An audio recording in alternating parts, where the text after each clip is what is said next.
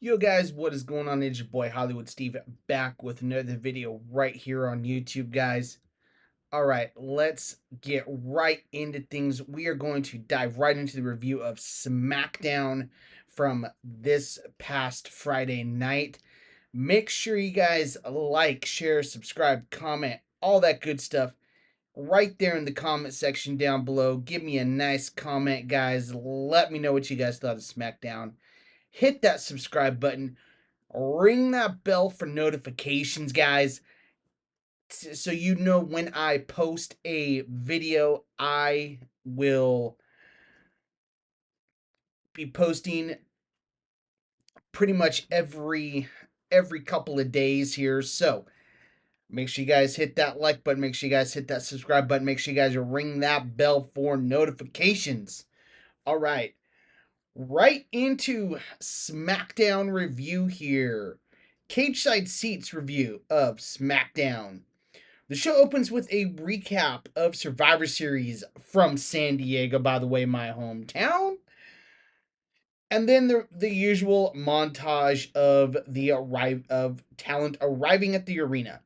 Drew McIntyre is met by the loading dock by Nick Aldis and security. McIntyre claims Paul Heyman told him that if he won at Survivor Series, he'd be unsuspended. But Nick says suspended is suspended. Drew says he'll leave for the sake of the security guards who have families to go home to. But when he gets in the car, Cody Rhodes is in the passenger seat. Cody attacks him, scraping and clawing until security manages to pull him out, and Drew peels out of the arena, tires screaming. American Nightmare Cody Rhodes walks right from there, making his entrance. The camera following him all the way.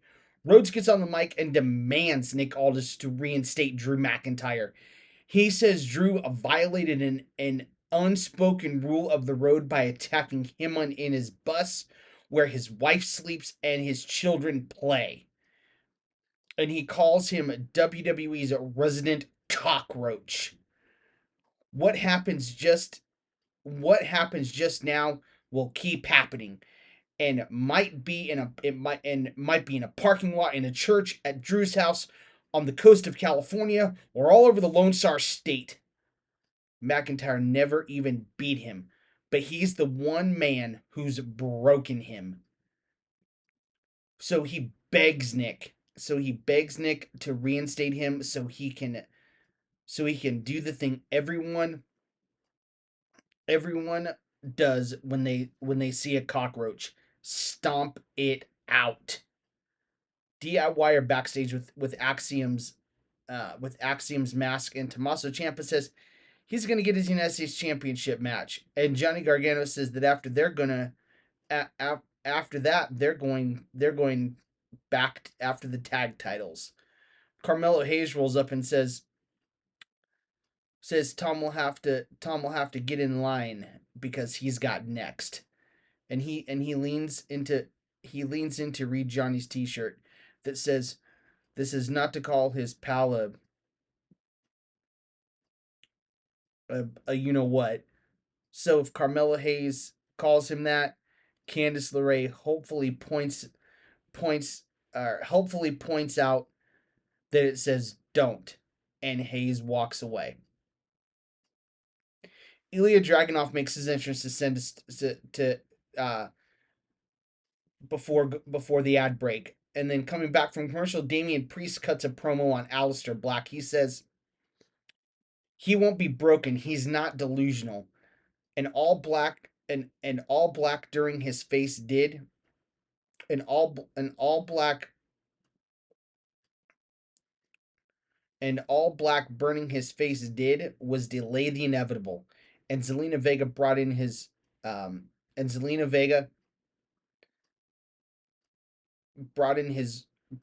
wife, who he's bringing. So he's bringing Rhea Ripley in. Rhea appears and says Al's mistake was thinking he could poke the bear without her showing up, and Zelina hasn't gotten into Priest's skin. She just signed her own death wish because they have a tag match next week. And then we got Carmelo Hayes versus Ilya Dragunov for the men's United States Championship. Collar and elbow, struggling around the ring into the corner. Hayes breaks Hayes breaks dirty with a pie face. Side headlock shot off side headlock shot off, trading shoulder blocks. Dragunov lays a heavy chop in the ropes. Mello returns the favor in the corner, hammering chops. Whip across from front kick by Ilya. Knee gets a super kick. Champion falls to the apron. Various chops and back inside the ring with a boot. Dragunov goes up top. Hayes cuts him off with a press slam.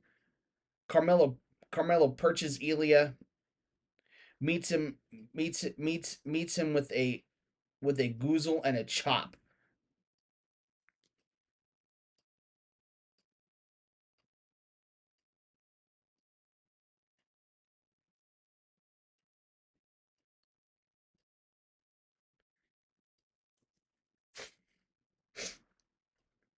Off the ropes, big boot sends Hayes crashing to the floor and clutching his knee to before the commercial break, and then coming out of the commercial break, Hayes with a knee lift, but Dragunov catches a super kick and hits a German suplex.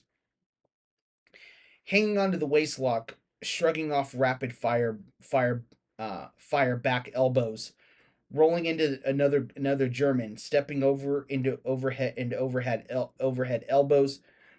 Mello floats over another suplex, trading elbows in the middle of the ring, off the ropes, single knee face breaker gets a super kick. Constantine special ducked Hayes with a springboard elbow and a La Mystica. No deal. Dragunov counters a code breaker with a release spine buster fired up. Knees up on the H bomb. Small package. Ilya kicks out. Enziguri back suplex slam. Dragunov up top. Carmelo goes in for an Enziguri and doesn't quite get it, but the champion slips to the floor anyway. Apron DDT putting Ilya into the turnbuckles. Referee checks on him as Hayes goes up top. Tommaso Ciampa appears out of nowhere to trip him up. Torpedo Moscow connects. Ilya Dragunov wins by pinfall with the H bomb, retaining the WWE Men's United States Championship. Post-match, Carmelo Hayes argues with the referee Charles Robinson. Alexa Bliss and Charlotte Flair are interviewed backstage. Flair says she joined because Lexi needed her, and she means so much to her, and she'd be lost without her. And she awkwardly bends down and puts her cheek on Alexa's shoulder until her hoops catch catch and she gets hurt. Alexa says War Games is good for Charlotte's socializing, and they're all very proud of her. And now they're getting back to the tag titles. Another ad break. Back from commercial, we get a video package recapping the Last Time Is Now tournament. Backstage, LA Knight is interviewed. He doesn't want to repeat himself too much, but he doesn't really care about dream opponents. But beating John Cena would cement his legacy, and Gunther is in his way. Gunther is a former Intercontinental Champion, but LA is an unstoppable force. He's not ready for, and if it's a fight he wants, he'll get dropped on his head like all the rest. Yeah. Kabuki Warriors make their entrance and then we get another ad break. Coming out of the commercial break, we get a video package for the feud between AJ Styles and John Cena from some years back, which was one of the first major programs that which was one of so yeah, AJ Styles and John Cena. We get a video package of that. And then, of course, Tony Hinchcliffe, I'm not a fan of. We get a shot of him in the front row. Then we get Alexa Bliss taking on Kairi Sane, collar and elbow struggling around the ring. Sane to the apron, up top, nobody home, roll through, taunting off the ropes, sunset flip, trading covers, no fall. Shoti from Kairi, bring about being taller than Bliss and 5 feet. A Fury hauls off and slaps her. Goozle, Nadoa Otoshi, giant step, somersault, somersault senton. Sane rolls to the floor, distracts the referee. Asuka trips up Alexa, trips Alexa up on the apron, and then Kyrie rams her into the barricade, and then we get another ad break. Coming out of the ad breaks, Sane in control, but she goes for the sliding elbow, and Bliss rolls out of the way. Sister Abigail clutch. Asuka runs interference. Kyrie with a near fall. Charlotte runs interference. Sane up top takes a little too long. Alexa Bliss wins by pinfall with the Sister Abigail DDT. Post match, Lash Legend and Nia Jax roll up and lay Alexa and Charlotte out, and they take the Kabuki Warriors out too, and they hold the tag titles up. Cody Rhodes meets with Nick Aldis backstage and says he's calmed down and he's ready to do this. Aldis and Rhodes meet with Obafemi and Ricky Saints. Saints asks what's up. They got a big match tomorrow, and Nick says Cody is going to explain. Rhodes says in the spirit of opportunity, whoever wins their title match tomorrow will be wrestling him at Saturday Night's main event next week, and he wishes them luck. Jade Cargill makes her entrance, and then we get another ad break. Coming out of that ad break, Nia Jax and Lash Legend are interviewed backstage. Jax says they're dangerous and the Kabuki Warriors deserved the beatdown for Asuka misting beautiful Lash. Legend says they're coming for the tag titles and there's nothing anyone can do about it. Alba Fire takes on Jade Cargill. Chelsea Green on the apron running interference so Fire can get a hot start. Big Frankensteiner punches in the corner. Referee Ryan Tran warns her off, but she slides right back in with kicks. Crescent kick takes Cargill off her feet. Alba chokes her in the ropes. Chelsea with a big slap from the floor, but Kiana James gets her attention from behind, and Julia hauls off an attack screen with elbows, chasing her up the ramp and beating her down. Fire distracted. Jade capitalizes. Spinning spine buster, laying in wait. Big pump kick, double chicken wing. Jade Cargill by pinfall with Jaded. Fraxium are chatting backstage with Nick Aldis when Ilya Dragunov rolls up to complain about Tommaso Ciampa and finally asks to give him his match. Aldis agrees, and then Ilya tells Fraxium they can have whatever's left after when he's done. Ilya turns around to see Ciampa or to see Tama Tonga breathing down his neck. Solo Sikoa puts a hand on Tonga's shoulder, and the MFTs turn and walk away and then we get another ad break. Coming back from that ad break, Jade Cargill runs into BFAB backstage. She says history repeats itself when women in the locker room disrespect her, and you saw what she did to Alba Fire. A kendo stick pokes into frame with Mia Yim on the other side of it. Jade calls her a lapdog.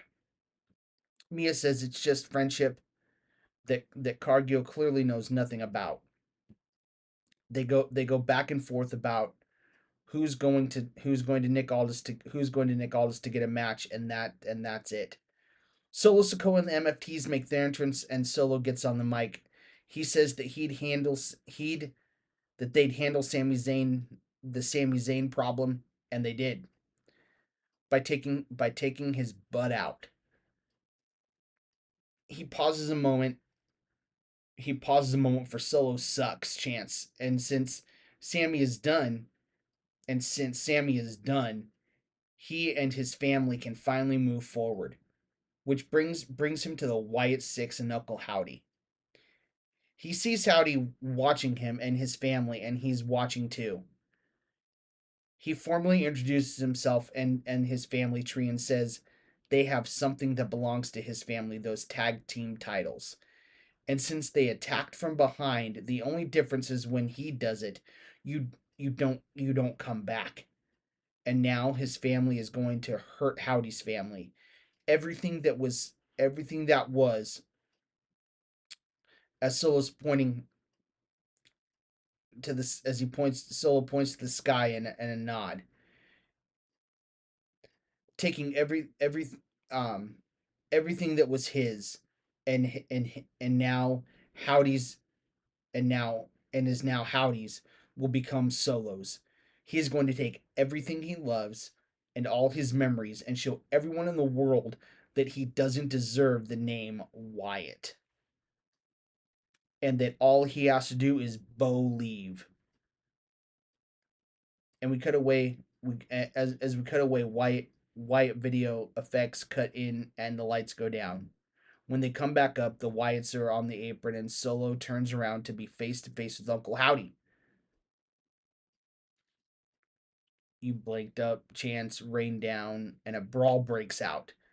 Nikki Cross choking JC Mateo. Eric Rowan lays him out with a kick and dumps Tama Tonga to the floor, turning around to be face to face with Tala Tonga.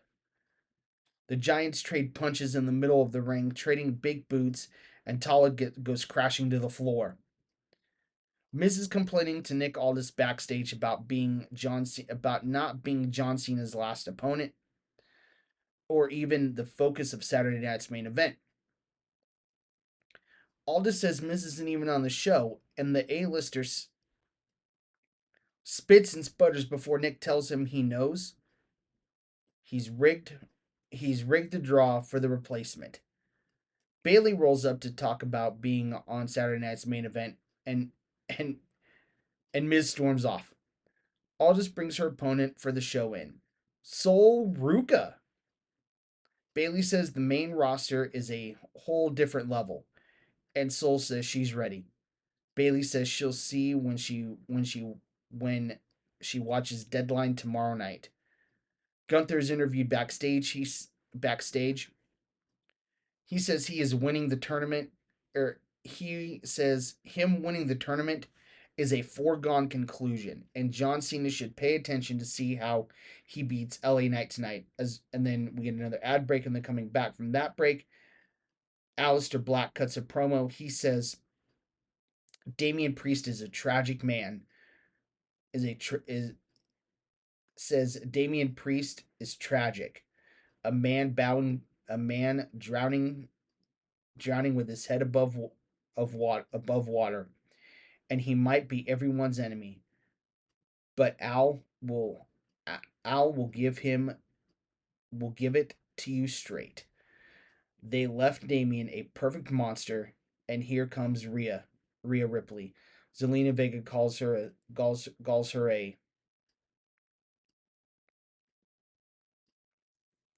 a succubus that learned that lures you with the family you once had, and that vision of Judgment Day is over, and she'll just leave him in the sad state she found him in. Black says if it's an Inferno priest wants, then like Virgil to Dante, he'll guide him through it. We get a clip from that John Cena interview that's coming up about how the business has changed and how the school Triple H and how the school Triple H went to was 20 minutes from his house, but he never knew it. But he never knew. Then we get Gunther versus LA Knight. The last time is now tournament finals.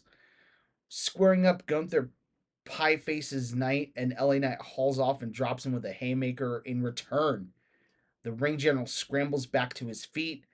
Knight punches him in the corner. Powerbomb evaded. BFT dodged to the floor, and LA Knight blasts him with a baseball slide to go. And then we get another ad break, and then coming out of that ad break, Gunther has Knight down in the corner. Knee lifts. LA Knight fires back in the it fires up, backs him into the corner with punches. The ring general hammer whips him, and Knight crumbles. Wristlock chops. Knight fights back. Leaping neck breaker. BFT blocked. Fight out of a wrist lock. Back elbows.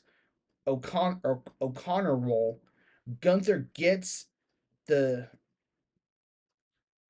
Gojira clutch on the kick out, but Knight reverses into a cover of his own for two. LA gets him in a fireman's carry. Attitude adjustment connects. Backbreaker, backbreaker, backbreaker rack. Burning hammer can't get it done, and that sends us to another break. Back out of that commercial, trading chops in the middle of the ring. Knight backs Gunther in the corner, putting boots to him, stomping a proverbial mud hole into until referee Jason Aries warns him off. Charging in the corner hip attack, Gojira clutch from the ring general, but LA Knight counters with a suplex. Huge shotgun dropkick from Gunther. Knight slips out of the power bomb. Snap DDT connects. LA pulls himself up, climbs up to the second rope, off the top diving elbow drop. No deal. Kick to the gut. BFT countered with a German suplex. Stalking after Knight, standing neck wrist, dragging LA to his feet. Short arm lariat puts him back down. The ring general goes up to the top. Knight up with him, jockeying for position. Gunther knocks him down. 747 splash. Back up top. Another one. I've never heard of this move before. Shadows over Hell style. Whatever that means. Whatever move that is, I have no idea. Knight kicks out.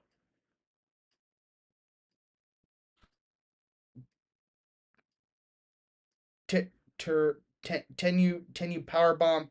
Still no. Gunther pulls him up. BFT connects. The ring general gets his foot on the ropes. Gojira clutch. Gojira clutch applied, falling back falling back with body scissors.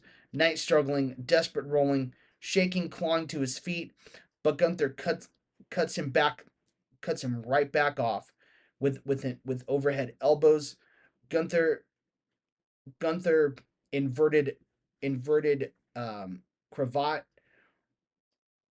retching back on Knight's neck. LA taps. It's over. Gunther wins by submission with an inverted cravat, earning the right to face John Cena in his retirement match at Saturday night's main event.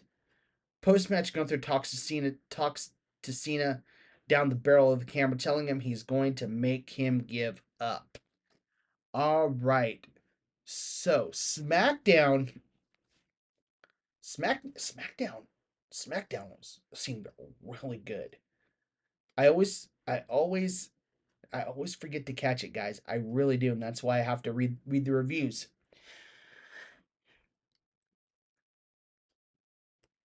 that's why I have to read the reviews, and you know that's why I read them, just verbatim like they are, because I haven't written my own review, and I apologize for that.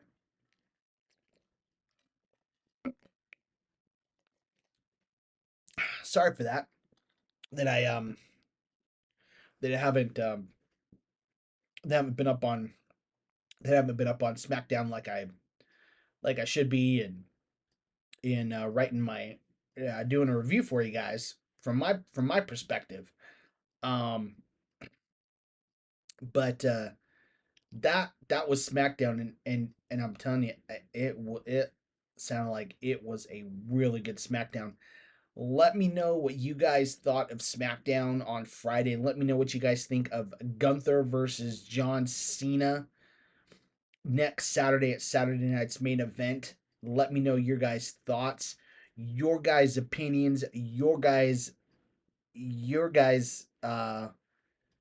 just thoughts on everything that happened on SmackDown, Solo's promo, the whole thing. Let me know what you guys thought. I will catch you guys in the next one. This is your boy Hollywood Steve saying, when you're Hollywood Steve, you're just too sweet.